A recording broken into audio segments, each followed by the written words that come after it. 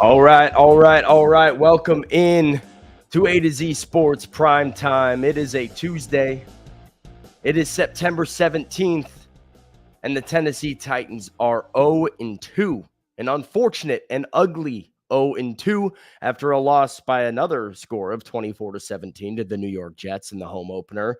I am not Buck Rising, Sam Phelan here with you. I will be with you throughout the entire 2024 season on Tuesday nights here on A to Z Sports Primetime. So in case you are wondering once again, why Buck is not here, why I am here instead, that is why, because Tuesday night's my night. So I get to react to every Titans game. I get to talk a little bit about what Brian Callahan said in the press conferences afterwards and check in with all of you before another week. I think we got a great one here today because I got a lot of thoughts on the subject. We got to talk about young quarterbacks around the NFL, the history of young quarterbacks around the NFL, and where Will Levis sort of fits in to all of this and into this big picture. Will Levis has been the story for the Tennessee Titans through two games, and rightfully so, right? But both games, almost inexplicably, Will Levis has made stupid, careless, boneheaded plays, unforced errors that have directly cost the Titans points. And as a result, almost maybe you could argue lost them two games. It's certainly Chicago. You feel like the pick six lost the Titans the game. And because of that, we have sort of started to see the Titans fan base, the national media, everybody sort of start to turn on Will Levis ever so slightly, where I've heard Mason Rudolph talks. I've heard, this isn't the guy. I've heard people all the way out on him, 11 career starts in. And I think that conversation got a little bit expedited by the news surrounding Carolina Panthers quarterback Bryce Young. So I want to have the Will Levis conversation and really check in with all of you guys tonight about where we are at on Will Levis and where the NFL tells us we should be on Will Levis. So got a great show tonight. We have a lot of things to talk about. I feel very passionately about it. And before we get into it, I want to tell all of you guys again to go ahead and share the show around. So on Facebook, go ahead, hit that share button in the bottom right corner. On YouTube, take that YouTube link. Let people know. I know we're a little bit early today. We're messing around with times here on A to Z Sports, trying to see what works best on a Tuesday. So share the show around. Let people know that we're going, that we're talking and having a good conversation, and spread the word. Retweet it on Twitter as well at ATOZ Sports. Yeah, share the show. That's really all I got to say. Like the show, too. That helps out, as always. But, yeah, let's go ahead and get into it. So welcome into A to Z Sports Primetime. We are not in the Zen Sports studios tonight, and I'm not your host, Buck Rising. I'm Sam Phelan. I'll be with you on Tuesday nights from now through the rest of the 2024 NFL season. But I am very proud to be presented to you by Two Rivers Ford, the South's most trusted Ford dealer. Two Rivers Ford in Mount Juliet, or online at tworiversford.com for more information. Zen Sports, they're your place to bet online. So if you want to back the Titans in week 3 with Malik Willis and the Green Bay Packers coming to town, go ahead to Zen Sports and use the promo code ATOZTN in the Zen Sports app. And if you're in need of a new workout program, TrueMav Fitness is the place for you to go. No workout is ever recycled or repeated over at TrueMav. You can go to TrueMavFitness.com for more information. All right, let's go ahead. Let's talk about it. Let's get into this young quarterback talk, because the news of the week potentially right now around the NFL is Carolina Panthers quarterback Bryce Young benched just 2 games into his second season in the league after being drafted first overall. 18 starts into the career of Bryce Young. He is 2-16 as a starter. He has thrown 13 interceptions to 11 touchdowns, and the Panthers are going with Andy Dalton instead. Now, I got to be honest. I don't really understand this move from Carolina. I don't get the point of going to Andy Dalton, because what are you trying to do and be right now if you're the Panthers? Do you have realistic playoff expectations? I know you improved your roster. You spent some money in the offseason, but are the Panthers making the playoffs? This is kind of falls into the bucket that I feel like the NFL as a whole are, the NFL is very guilty of this, whether it's general managers, fans, media, of being so quick to judge young quarterbacks before they fully developed. And hey, I was not a Bryce Young believer coming out of Alabama. I'm on record here on A to Z Sports of saying that. And I don't know if this situation would get better over time. But what's the point of Andy Dalton? So that you can potentially maybe win 4 or 5 games and not get the number 1 overall pick? And, now be not able to take your pick of quarterback in the next year's draft when you clearly need one? Andy Dalton's not your quarterback of the future, and Andy Dalton's not getting you to the playoffs. Jonathan says it's a locker room decision, right? Maybe that's what it is. I just think like this is the number 1 overall pick in the draft, who, by the way, the Panthers traded draft pick after draft pick after draft pick after player, DJ Moore, hello, to Chicago to go get this draft pick, and they're benching the quarterback after 18 games. Rooney says they have to sell tickets. You ain't selling tickets to an Andy Dalton game. You're not. I'm sorry. You're not. And I like Andy Dalton. I think he's had a very good career. I think Andy Dalton is going to actually keep the Panthers relatively frisky and competitive and like keep them in some football games. But what is the point of this? Back 10, 15 years ago, we used to look at quarterbacks and give them basically the entirety of a rookie contract to figure out what this person is, right? Give them 2 years, and it might be bad after 2 years. And then the third year is a jump. And we've seen a couple of guys recently, Geno Smith, Sam Darnold now, Baker Mayfield is probably the biggest example of teams having such a quick trigger to move on from a quarterback because they're seeking a generational talent. There's this idea that if your quarterback is not Lamar Jackson, Patrick Mahomes, Josh Allen, if they're not in that tier right away, like CJ Stroud, right, comes in, lights it up as a rookie. That's great for the Texans. They've got a special one in CJ Stroud, but that is an anomaly that does not always happen. You're chasing a lottery ticket when the reality is so many quarterbacks are going to end up in the bucket of just being good to average starters, and good to average starters is okay. You can win with a good to average starter at quarterback if you build a roster around them appropriately and if you manage that cap hit appropriately. But moving on from a guy who is getting paid a guaranteed number 1 overall pick contract and Bryce Young not making him your starter 18 games into his career, a little bit crazy to me. I want to get that out of the way before we jump into this, because I do think it has sparked a conversation league-wide about, hey, your guy's not playing well, maybe move on. I tuned into ESPN, I tuned into NFL Network, and I saw a conversation saying, hey, are the Titans going to move on from Will Levis? Is it Mason Rudolph time for the Tennessee Titans?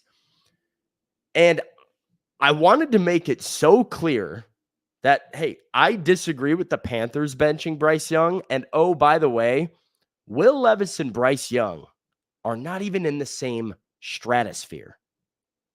Will Levis cannot be compared to Bryce Young in any way. They were not drafted nearly in like the same pick, right? Will Levis was a 2nd round pick, which probably hurts him. But statistically, let's go ahead and look at this. The difference between Bryce Young and Will Levis. Will Levis only has 1 game, and it was Chicago this year, week 1, that he has started where he has thrown multiple interceptions. Bryce Young's done that a handful of times. In the last 10 qualifying starts for each of Bryce Young and Will Levis's EPA per play, or total EPA, negative 46.5.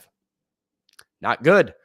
But Bryce Young's is negative 136.6, over 3 times worse than what we've seen from Will Levis. Bryce Young has 9 games in his career where he has thrown 30 passes or more and managed to have less than 200 passing yards. Levis has only done that twice. 9 of Bryce Young's 18 starts, the Panthers have scored 10 points or less. Half of his starts, they have scored 10 points or less. Will Levis has only done that once in his entire career. It was Thursday Night Football in Pittsburgh in his second career start. So these guys are not the same, and it is not particularly close. Will Levis cannot be bunched in with Bryce Young. Will Levis should not be getting the, hey, bench him right now claims that Bryce Young is getting. And I also think there is a difference between the two quarterbacks when it comes to the type of mistakes they are making and the type of bad, if you will, that they are. Bryce Young has trouble reading the field, has trouble picking up blitzes, has some accuracy problems. He's undersized. There's a lot of issues to Bryce Young's game that I'm not sure are going to be a snap easy fix. You can make that argument for Will Levis.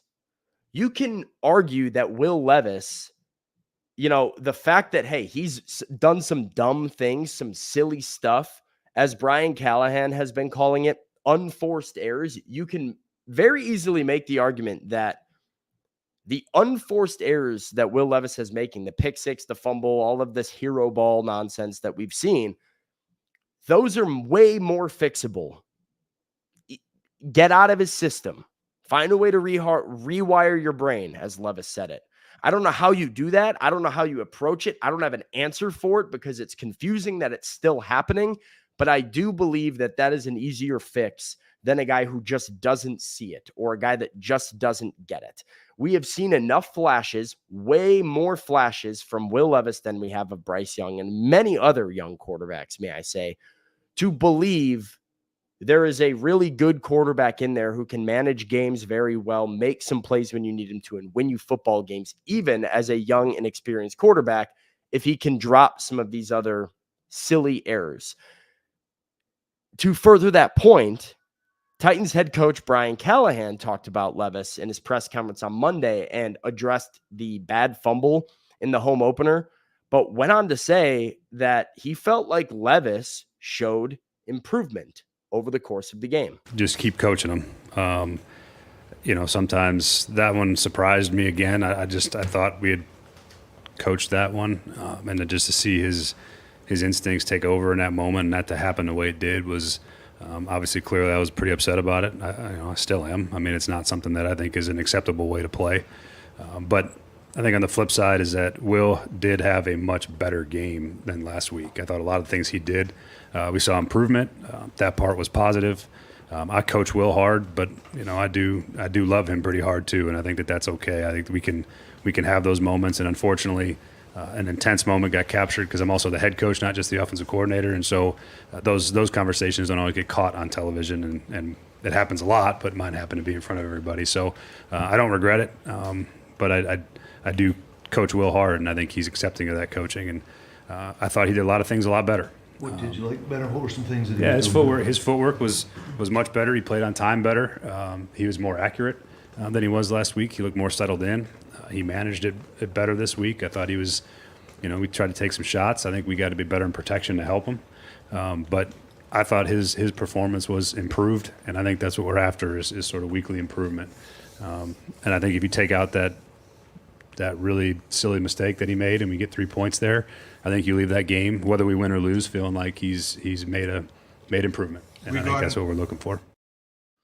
I don't disagree with Brian Callahan here at all. I think you take away the fumble from Will Levis in that game against the Jets, and even if the Titans don't win that game, even if they're going into the end zone there in a 24-20 game with a chance to win and they come up short, I think my takeaway from the game would have been that Will Levis looked pretty solid overall. You take away the silly stuff, and there was a lot of improvement. Like Callahan said, his footwork looked better. He looked more accurate. He managed the game better.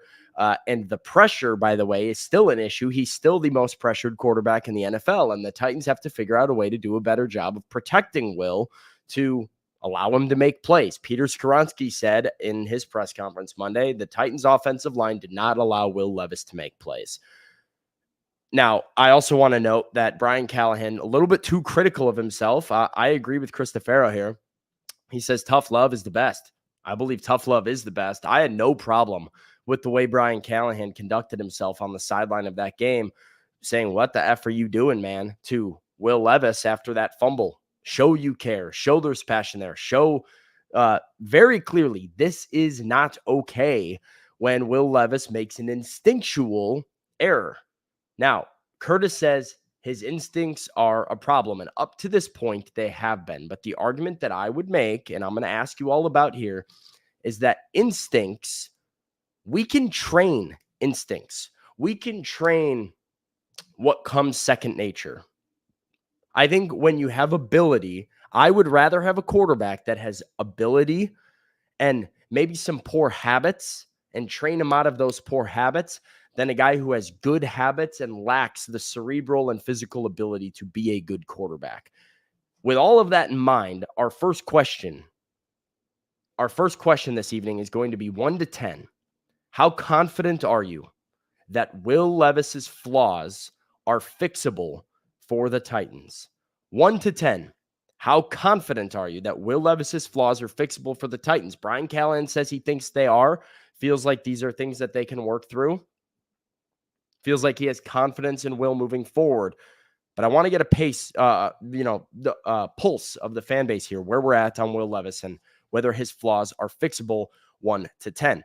While you guys go ahead and fire off your responses there, I'm going to tell you about my friends at Two Rivers Ford. Two Rivers Ford, because everywhere I go, I see Ford Broncos all over the road, and Two Rivers Ford is where to go. That's the whether it's soft tops, hard tops, Big Ben, heritage style, white tops, Raptors or Broncos sports, all of the color combinations with different packages and trim levels are available at Two Rivers Ford, and their team is inviting you to get to know the Ford Broncos, an open invite.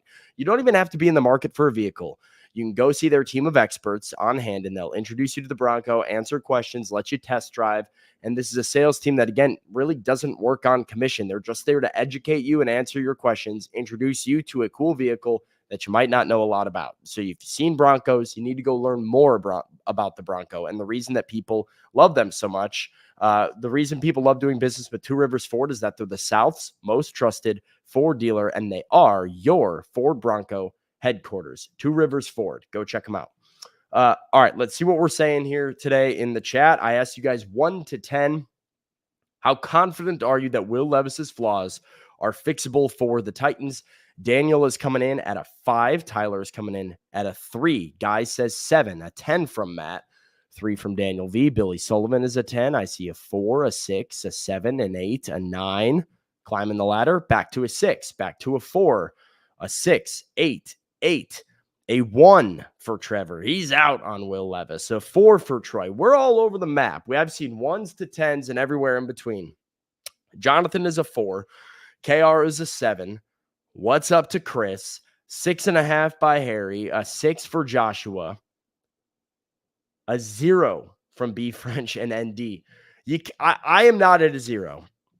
And maybe my standing on this comes back to my initial analysis of Will Levis as a quarterback. My initial feeling that Will Levis was a guy that could get the job done for Tennessee. And because I'm kind of coming from a level of being more in on Will Levis, I've come back down, but I think I'm still at a 6.5, 6, maybe a 7, probably a 6. I lean more confident than not that these flaws are fixable. Now, I think, we have to be clear about what we're asking for here. What is my confidence level? Will Levis is going to be a top 5 quarterback in the league, be an MVP candidate, going to be a guy who, takes the Titans to multiple Super Bowls. It's not very high. I think that's a lot to ask. I think that's something that not many quarterbacks in general do. Do I still have some confidence that Will Levis is going to be able to clean up his game? That he is going to be an above average, solid quarterback in the league?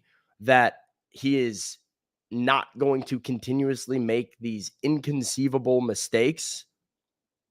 Yes, I still do have some confidence. Now, that confidence, as we'll get into in our next segment here, that confidence is on a very short leash. Will Levis is on a very short leash. And do I think that's right, wrong? I don't know. Probably not. I think, maybe you give a guy a little bit more time to develop. But NFL history would tell us he doesn't have that much time. I went back. I've done the research. And I was just real curious about what exactly NFL day 2 quarterbacks get as far as their leash on a team when they become the starter. I'm going to give you guys the information on that, and we'll go into the NFL's history and what it says about Will Levis with the Titans and when his time with the Titans might come to an end. Before we do that, reminder to go to Gary Ashton. Gary Ashton is the official realtor of the Nashville Predators. You don't want to sell without the intel. You get your dream address without the stress. Gary's got the intel that you need to succeed with the official realtor of the Nashville Predators, GaryAshton.com. All right, let's go to the facts. Let's go to the NFL history. I wanted to look at recent NFL history, and so just so we're all clear what we're working with here, we're looking for day 2 NFL quarterbacks, guys that were not invested, that did not have a first-round pick invested in them. So day 2 quarterbacks, but also we're not working with day 7th, 6th rounders. The day 2 quarterbacks that get a shot to be a starter in the league. And how quickly teams are to move on from them. So let's go back and look at the players. Let's go back to the 2019 draft class, and let's look at Drew Lock, who gets drafted by the Denver Broncos. Drew Lock comes in, has a very promising end to his rookie year, shows some flashes, shows some explosive arm talent, very similar to Will Levis in some ways, gets named the starter the next year and struggled. Too many turnovers, too reckless with the ball. The Broncos did not make the playoffs, and Drew Lock, some people said, hey, he's still got some time. He's still young. Let him develop. Well, the Denver Broncos did not have patience with their day 2 quarterback. They went ahead and signed Teddy Bridgewater in the ensuing offseason. Teddy Bridgewater was named the starter instead of Lock.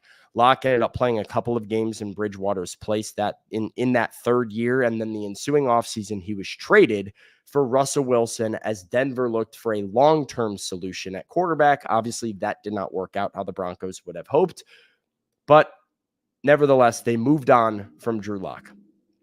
The next one to get taken is Jalen Hurts, who's taken in the second round in the 2020 draft, shows some promise at the end of his rookie year, replacing Carson Wentz, is named the starter going into year 2, has a little bit more success. And probably the key here is the Philadelphia Eagles make the playoffs.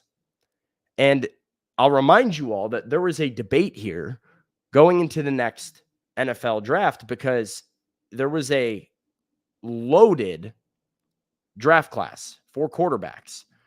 And the Eagles had a top 10 pick in that draft, but instead of drafting a quarterback, a Trevor Lawrence or Mac Jones or Justin Fields, I'm not sure any of those would have worked out. They decided to trade back in the draft Devontae Smith, get a wide receiver for their quarterback, and give Jalen Hurts a shot. He remains the starter in year 3 and beyond. And whether you love Jalen Hurts as an MVP candidate or think he's a little bit overrated, and he certainly looked a little bit overrated last night, he is still a solid starter and a guy who has started a Super Bowl. Put it there. He has started a Super Bowl, and that is Jalen Hurts' path, a starter in the league and the long-term starter for the Eagles who got that contract. The next guy drafted is Davis Mills, who goes to a bad team, but shows, again, some decent signs in the back end of his rookie year. Is named the starter in year 2, and Mills is not horrible. He turns the ball over a little bit too much, but he actually looks pretty good. The issue with Davis Mills is the Houston Texans stink. The Houston Texans, despite him not having the worst year, have a bad roster around him. And that next year, because they have the draft pick to do so, They pull the plug. Davis Mills becomes the backup. CJ Stroud comes in. The rest is history. And then our final guy before we get to Tennessee is Desmond Ridder with the Atlanta Falcons, who was drafted in 2022. Once again, back end of his rookie year, plays some games, very efficient, high completion percentage, nothing flashy, but shows some signs that, hey, maybe Desmond Ridder, a guy who had a ton of collegiate success at Cincinnati, could be a guy that develops into the franchise quarterback for the Falcons. He's named the starter going into year 2, but really, really struggles. Atlanta misses the playoffs despite having a good roster around Ridder, a very good defense. He is traded to the Cardinals. They sign Kirk Cousins. They get their long-term answer. Now, all of these quarterbacks have a few things in common with Will Levis. They're all day 2 guys. They're all guys that took over as the starter as a rookie later in the season.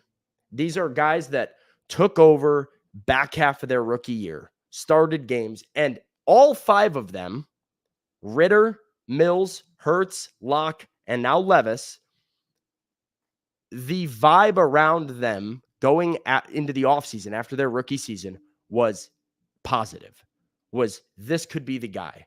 People very excited. Not all the way bought in.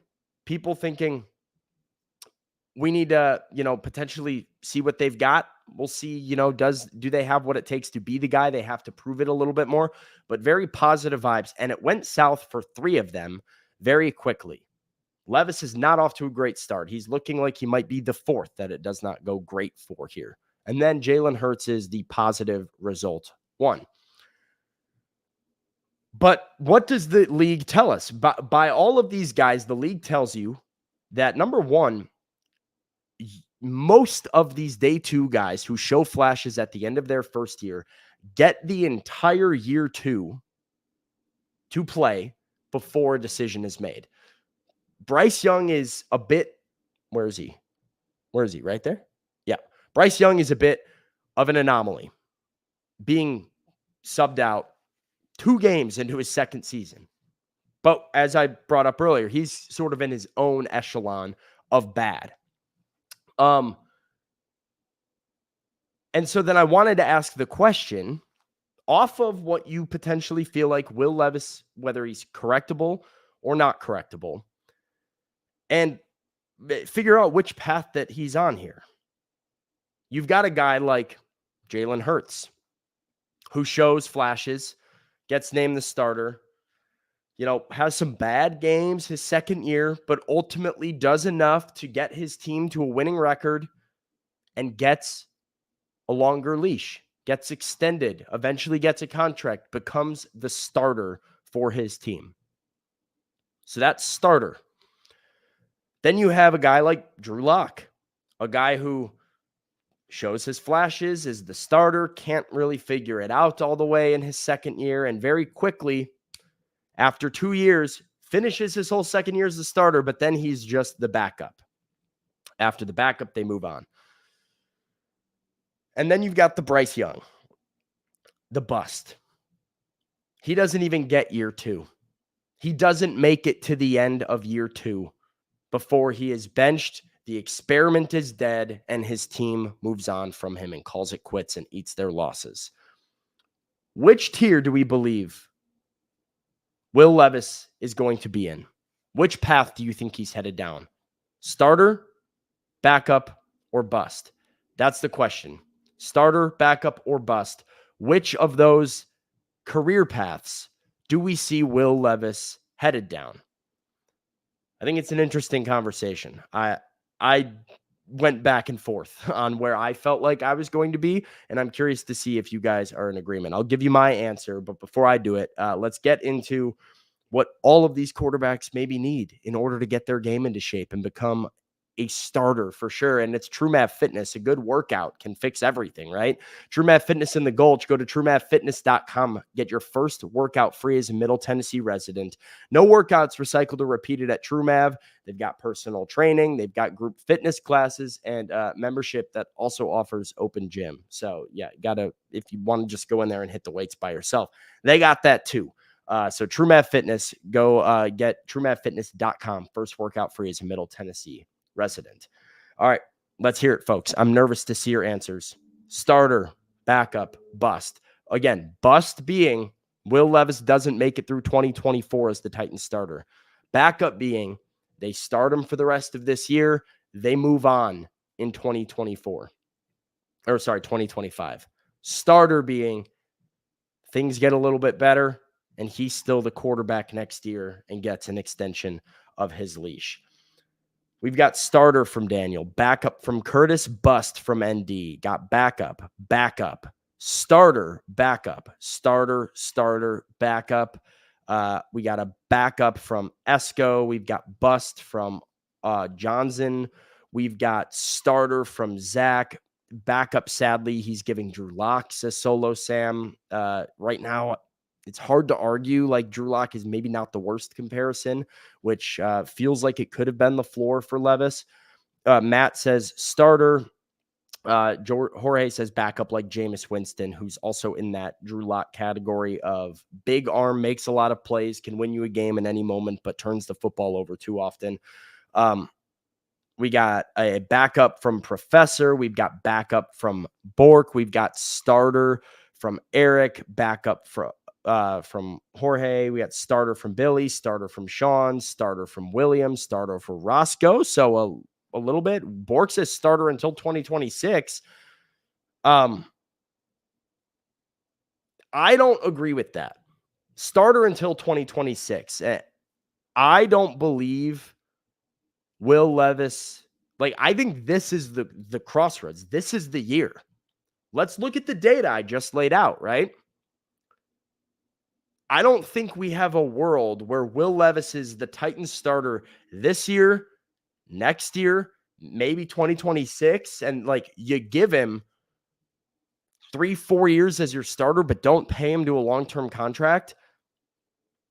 I think the fact that Brian Callahan is the head coach that didn't draft Will Levis, and he's a quarterback guy, and the fact that it was a day 2 draft pick means you get year 2 to prove it.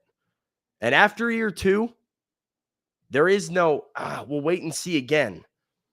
That's not what teams have done. They didn't do it with Drew Lock. They didn't do it with Davis Mills. They didn't do it with Jalen Hurts. They didn't do it with any of these guys. They either locked him in as the starter and paid him a contract with Hurts, or they moved on. Brought in Teddy Bridgewater. Brought in Kirk Cousins for Desmond Ridder. Cut him before the end of the second season with Bryce Young. Drafted C.J. Stroud in the case of Davis Mills. So I think you get this year, 1 year, a year and a half, right? You get half of your rookie year, and then you get 1 year. So I disagree that it can be till 2026. And I'm back and forth between starter and backup and starter and backup and starter and backup. Ooh. And I changed my mind right now. I'm going to say starter. I am going to say starter for Will Levis. I believe that the Titans, and maybe it's a philosophy thing with the organization.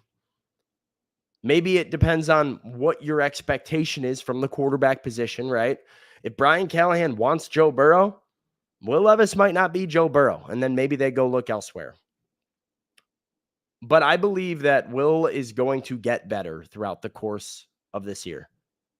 I believe that he is going to come back to the guy that we saw so throughout last year. And because of that, I think the Titans are going to win some games. Again, I know that they're 0-2. But they should beat Malik Willis in Green Bay. They should probably beat the Dolphins, especially if it's Skylar Thompson or Snoop Huntley at quarterback. There's a bit of a gauntlet there after the bye, but there's some wins on the table with New England. They could beat the Chargers. They could beat Washington. See what the Vikings look like come week 11, or if this is just a flash in the pan for them. I think there could be some wins in the middle of that schedule that get them hanging around 500 come November. And if they're in it, and Will is starting to improve, they might not have the draft pick necessary to go and get a guy that they love. So I'm going to say starter, but it's close. And I want to make it very clear. My leash is not that long. Like 2 more weeks of Will not showing improvement, and I'm off the ship. Like at some point, right? You gotta, get off the pot. You can only talk about it for so long before we have to start seeing signs of development. I am going to withhold judgment, maintain my belief that Will Levis can be a starter, but understand that he has to leave no shadow of a doubt in the mind of the Titans front office and me for me to feel confident in that going into this offseason. You don't get much. The leash is thin. You're a 2nd-round pick. Maybe it's not fair, but it's reality. That's what it is. All right. Let's go ahead, get to Gone Viral. Robert, we got a video here today. You want to preface this one at all? You got anything for the people? No, we didn't have a video, but what we do have is the graphic of the announcement of the newest gambling specialist, and it happens to be Titans right tackle Nicholas Petit-Frere, who is signing up with Fantasy Life to become a fantasy expert, which would be great if he didn't already get in trouble and have a suspension for dealing with gambling. So I wonder if there's some kind of rule from the league on this, or if there's going to be some kind of ruling from Callahan. But this just seems a little too on the nose for MPF for me. Well, let me just say too, he was suspended for gambling, and maybe I'm making this up. I don't think I'm making this up, and maybe this is information that I heard that I shouldn't be saying on the show. It was fantasy football related. The suspension Nicholas Petit-Frere got was fantasy football. I think it was like a DraftKings thing. He submitted like a daily lineup or something, and that's what ended up being the suspension. I have not heard that, but I think I've heard that. Maybe whatever. Don't quote me on that and go put that everywhere. But I do believe that's what it was. Regardless, is a little tone deaf from NPF. Like, hey, go do your thing, but this might need to be you got to think twice, right? There's no way you're Nicholas Petit-Frere and it doesn't cross your mind. This might not be perceived great. All right. So this week at practice, there's only one thing I need to ask to NPF: start, sit, bench. Calvin Ridley, Tony Pollard, Will Levis. Where are we going with these guys? Well, so he's the fantasy expert for Fantasy Life, like you said. What exactly does fantasy expert entail? Do we know that yet? Do we have any clarification, or do you have a prediction as to what fantasy expert could entail? Because legitimately, if he is getting inquiries from fans, that is the logical thing that every Titans fan or NFL fan should do, was ask him fantasy advice about his teammates and see what he says. That would be that's just perfect. Why would you put yourself in that situation? Oh yeah, and he gave up 13 pressures on Sunday and got Will Levis killed a couple of times. Like, he didn't do this. I will say, like, this has probably been in the works for a while. So this is not like he had a really bad game and then he's like, now it's the time to me get into fantasy football.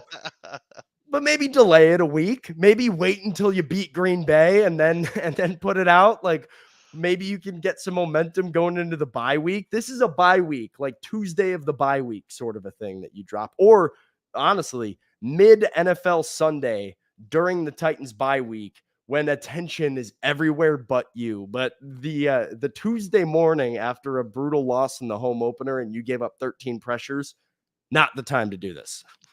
In my opinion, he's kind of just asking for it, right? Like, being a fantasy expert is kind of like being a weatherman. Like, whether you're right or whether you're wrong, somebody's going to give you shit about it. Oh, you said it was going to rain. Hey, you said this guy was going to get 20 points. So now he is adding pressure not only on the field, but off the field. Well, and I'll remind, like you said with the weatherman, if you're right, you get absolutely no credit. I have never once in my life looked at the weather app, gone outside, had the weather be what I thought it was going to be and been like, you know what, man, shout out to the weather app. You guys tweet nailed that guy it real quick. You guys nailed it again. Look at you. No, that's just what's expected. And if you're a fantasy expert and you get it right, people are, one, not going to, note you for it. And two, they're probably going to take your own credit. Every guy who's taking NPF's fantasy advice and then wins his matchup because of it is going to go brag to his league mates about what a great week he had and all the players that he started. He's not doxing his source and Nicholas Petit-Frere. And tell Tony Pollard has a touchdown called back because of a holding call. And then they're going to be like, come on, dude, you told me to start Tony. It's going to be I can see that happening now. Tony Pollard runs in a touchdown. It's like negated by a holding call, but the run was left. And so the holding call was super unnecessary and late. And then you're going to look at his fantasy advice and it's going to be he had Tajay Spears in his lineup and wanted to get Tajay an opportunity. Get him a carry, man. Come on, get him a carry. Yeah. All right. That's a good one. At this point, it kind of feels like he's trolling a little bit. And I can appreciate this level of being a heel to the rest of the internet. And I got a good chuckle out of it. So shout out to Nicholas Petit-Frere. Can't beat it. Yeah. All right. Hey, that's all I got for you guys tonight. Thanks for tuning in. Buck will be back tomorrow, as he always is on Wednesdays. I will be on the morning show tomorrow with Austin Stanley to talk some more Titans and talk about something else that's coming up tomorrow evening and premiering for the first time tomorrow evening. So if you want to hear some of my thoughts on a little television show on CBS, have an extended conversation about it, that's tomorrow morning on the A to Z Sports Morning Show. So do not miss it. I will be there. Till then, tighten up. I'll see y'all later.